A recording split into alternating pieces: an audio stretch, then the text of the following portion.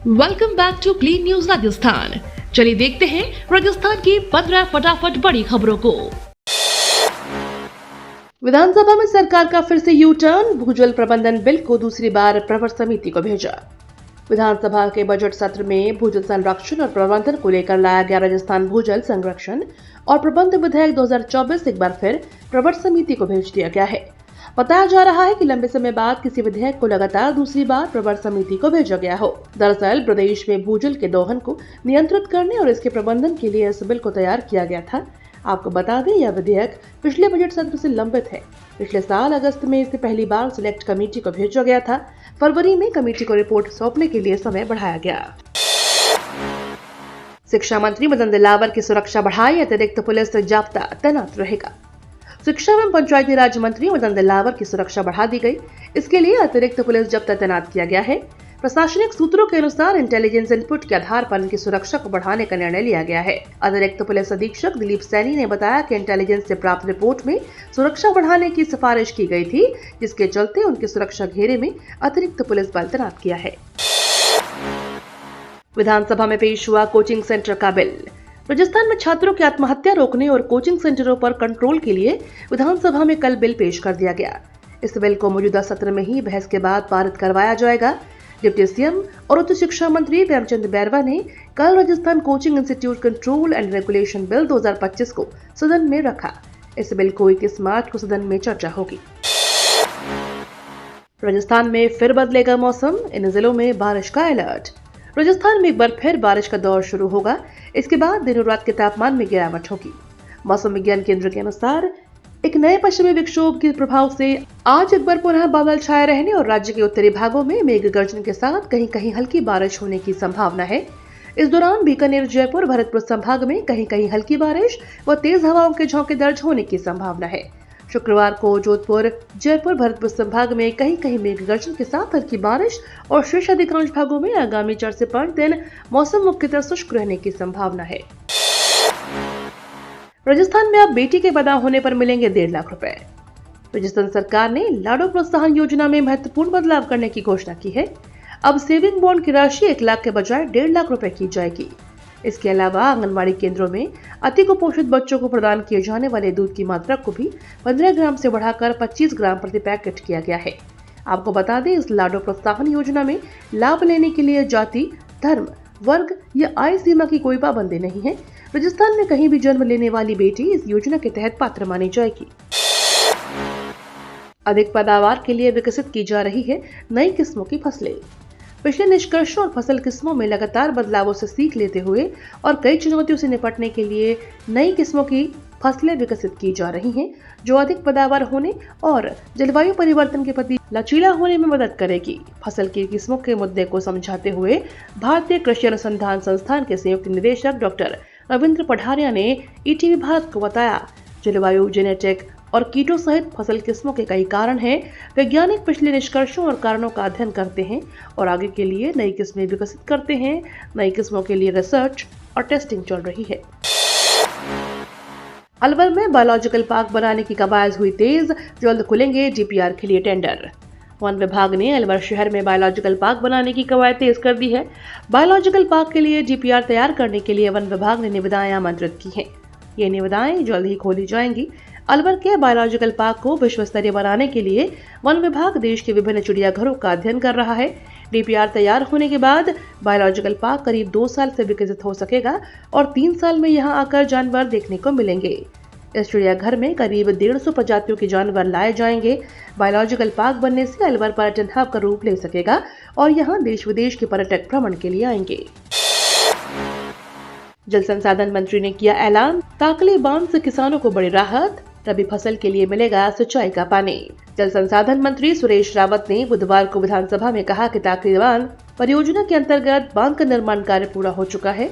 Pipe युक्त वितरण प्रणाली का लगभग 90% कार्य पूरा हो चुका है और शेष कार्य प्रगतिरत है। उन्होंने कहा कि किसानों को आगामी रबी फसल के लिए पानी दिया जाना प्रस्तावित है। किसानों के हित में सदैव तत्पर राज्य सरकार, समर्थन मूल्य पर सरसों चना खरीद की सभी तैयारियां आरंभ। किसानों के हित में राज्य सरकार सदैव तत्पर है। समर्थन मूल्य पर सरसों चना खरीद की सभी तैयारियां आरंभ हो चुकी हैं। किसान 1 अप्रैल से पंजीयन करवा सकेंगे। वहीं 10 अप्रैल से खरीद शुरू हो सकेगी। सहकारिता मंत्री गौतम कुमार दत्त ने जानकारी देते हुए कहा कि भारत सरकार द्वारा निर्धारित लक्ष्यों के अनुरूप राज्य के सरसों की 13 लाख मीट्रिक टन एवं चने की 6 लाख मीट्रिक टन खरीद किया जाना प्रस्तावित है। राजस्थान में किसान रजिस्ट्री प्रोजेक्ट शिविर 31 मार्च तक। अब तक 51 लाख से अधिक किसानों ने बनवाए फार्मर आईडी। राजस्थान सरकार ने किसानों को सशक्त बनाने के लिए उन्हें डिजिटल रूप से सक्षम बनाने की दिशा में एक महत्वपूर्ण कदम उठाया जा रहा है। एग्री स्टेक योजना में किसान रजिस्ट्री प्रोजेक्ट शिविरों का आयोजन 31 मार्च तक किया जा रहा है। इस योजना में राज्य के सभी जिलों में शिविर आयोजित कर किसानों को फार्मर रजिस्ट्री आईडी बनाई जा रही है, जो पूरे प्रदेश में अब तक 9,805 शिविरों का आयोजन कर 51,10,310 कृषकों का रजिस्ट्रेशन किया जा चुका है।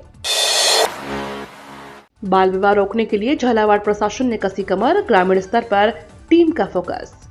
राजस्थान के झालावाड़ जिले में बाल विवाह की रोकथाम के लिए जिला प्रशासन सख्त एक्शन की तैयारी में लग गया है। इसके लिए कोटा जिला कलेक्टर अजय सिंह राठौर ने सभी विभाग के अधिकारियों को निर्देश जारी कर दिए हैं। साथ ही जिला कलेक्टर ने ग्राम और तहसील स्तर पर व्यापक निगरानी रखने के लिए जागरूकता से काम करने के निर्देश दिए हैं, जिसकी जिम्मेदारी संबंधित वृत्ताधिकारी, थाना अधिकारी, पटवारी, ग्राम पंचायत सदस्य और आंगनबाड़ी कार्यकर्ताओं को दी है। वहीं महिला सुरक्षा सखी, शिक्षक और जनप्रतिनिधि भी इस अभियान का हिस्सा है। राजस्थान के लोगों को 6 रेलवे स्टेशनों से 7 ज्योतिर्लिंग के दर्शन करवाएगा IRCTC। ज्योतिर्लिंगों के दर्शन करने के इच्छुक प्रदेशवासियों के लिए खुश खबर है। IRCTC इस बार गर्मियों की छुट्टियों में 7 ज्योतिर्लिंग के दर्शनों के लिए विशेष रेल सेवा संचालित करेगा। भारत गौरव टूरिस्ट ट्रेन से 11 दिवसीय यात्रा 27 अप्रैल से शुरू होगी। यात्रा में द्वारका, नागेश्वर, गणेश्वर, महाकालेश्वर, सोमनाथ, भीमाशंकर, त्र्यंबकेश्वर और ओमकारेश्वर ज्योतिर्लिंगों के दर्शन करवाए जाएंगे। युवा पीढ़ी का मार्गदर्शन करे उद्यमी तो उन्हें प्रोत्साहन मिलेगा। भीलवाड़ा के उद्योग पर्यावरण संरक्षण के लिए अच्छा काम कर रहे हैं, लेकिन अपने उद्योगों से बाहर भी पर्यावरण संरक्षण के लिए काम करने की आवश्यकता है। जिला प्रशासन ने सभी विभागों से सिंगल यूज प्लास्टिक का उपयोग बंद करने का कार्य हाथ में लिया है। उद्योगों से भी इस कार्य में पूर्ण सहयोग की अपेक्षा है। पौधारोपण औद्योगिक एवं माइनिंग क्षेत्रों में एक अभियान के रूप में चलाए। केवल पौधारोपण करके उनके आंकड़ों का प्रदर्शन करके संतुष्ट होकर नहीं रहे, पौधों का पूर्ण संरक्षण करें।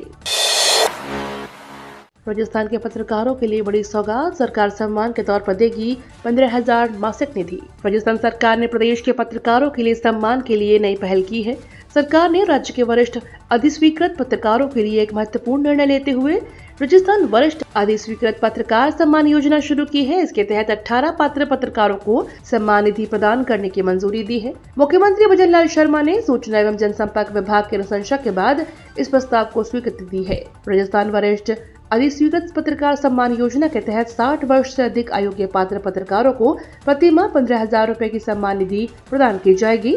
वहीं दिवंगत 2 वरिष्ठ पत्रकारों की पत्नियों को आधी राशि 7,500 रुपए प्रदान की जाएगी, ताकि उनके परिवारों को आर्थिक संबल मिल सके।